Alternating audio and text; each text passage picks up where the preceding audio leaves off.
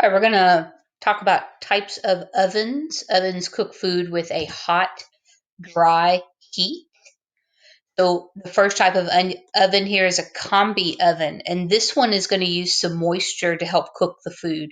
So it's going to be convection. If you remember, convection is a cycling of heat. The heat is going to circle around the food itself. It's going to use either hot, dry air or convection steam or a little bit of both. It's efficient and it's very flexible. These are typically the most expensive, a combi oven. You also have just the regular convection oven, and then this one, the fan circulates heated air around the food item to cook it. The convection fan is going to shorten the cooking time as opposed to just radiant heat. So many household ovens just have a heating element that heats the air. The air gets hot, it radiates out. A convection oven, either commercial or a home model, is going to have a fan, and that's going to get more of that heat to that food and around that food faster. The energy is going to be more efficient. You do want to turn your temperature down by about 25 to 50 degrees compared to conventional ovens, particularly if you're going to do a cake. So my home oven, I have a choice between just turning it on for bake or turning it on for convection bake. If I'm going to do a cake or cupcakes or something that has a tendency sometimes that could dry out if I'm not careful, typically I don't use my convection on that. But when I'm roasting, when I'm doing something that's hot and fast, I have enough fat. I don't have to worry about the moisture. Then I do turn that convection fan on. You also have a conventional or standard oven, and this is going to be located underneath a range. So this is just a commercial range is typically going to have one of those. A lot of times those may or may not be convection, meaning they may or may not have that fan. They have some racks for food. They're inexpensive. These are very easy to put with other equipment. The size of that is standard. It will fit a sheet pan. It is the perfect size for that. Remember, hotel pans and sheet pans and restaurant equipment are all standardized, which is awesome. So yes, you can fit the big sheet pan in one of those pans. You have a conveyor oven, which is going to have a conveyor belt. You put raw food on, and it's going to slowly move the food along. Generally, that heat source is from top and bottom. These are especially popular for cooking pizza and getting the top all nice and bubbly and the dough from the underside done. A deck oven is going to have many shelves. They're going to be stacked on top of each other. The food cooks on the shelves. These, as you can see here, this is not going to fit a big or deep. This isn't going to fit a big deep pan. I'm not roasting a whole turkey up in those sort of things. This is for doing things that are flat, but I want to do a bunch of them at one time. And so it's very efficient. If I just have one pan, I don't have to heat up a whole big oven. And so this is very beneficial. A microwave oven, these have microwaves of energy. They make food molecules move rapidly. They create heat inside the food, and these are great for thawing or reheating foods. These are not good for cooking foods.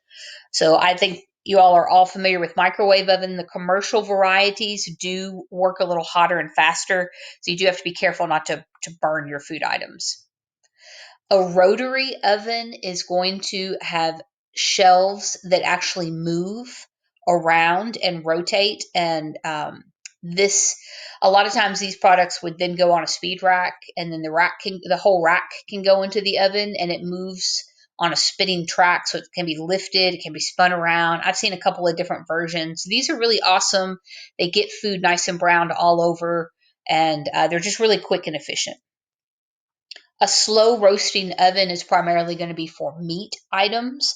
This is going to preserve the moisture inside of the meat and reduce some shrinkage and loss, but it is going to create a nice browning surface. So nice and brown on the outside, juicy on the inside. And then you also have a smoker, which is going to pipe some smoke in. There's a couple of different ways. A lot of times these use little pellets and not really like wood. Like you don't necessarily have to have a big fire. You put these little pellets in there and it burns them slowly.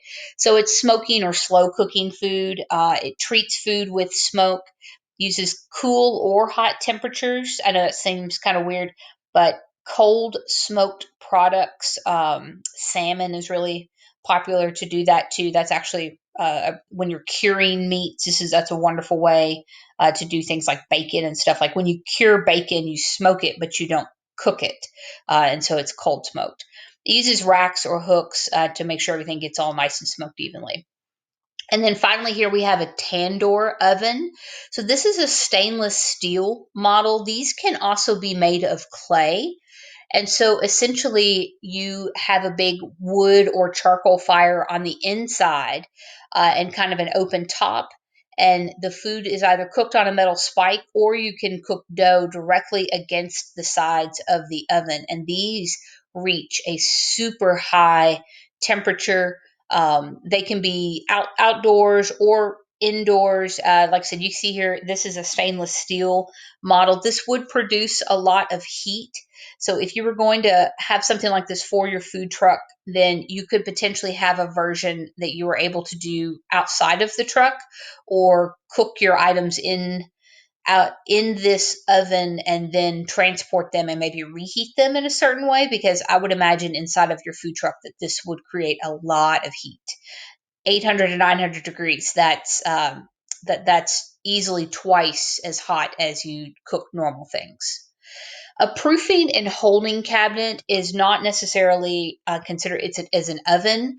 So proofing dough is when you have mixed yeast dough and you allow it to rise. And so at that point, the yeast is ingesting the sugars and it is digesting and creating the CO2, which is what gives yeast bread its rise.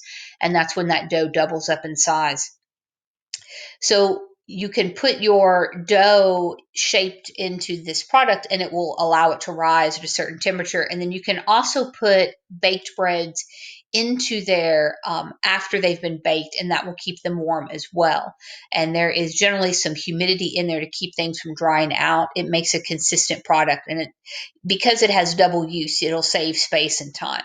The most common place that I have seen these, if you've ordered a Subway sandwich before, you've gone in and then they take your bread out of the cabinet with the glass door, and that's what you're looking at there.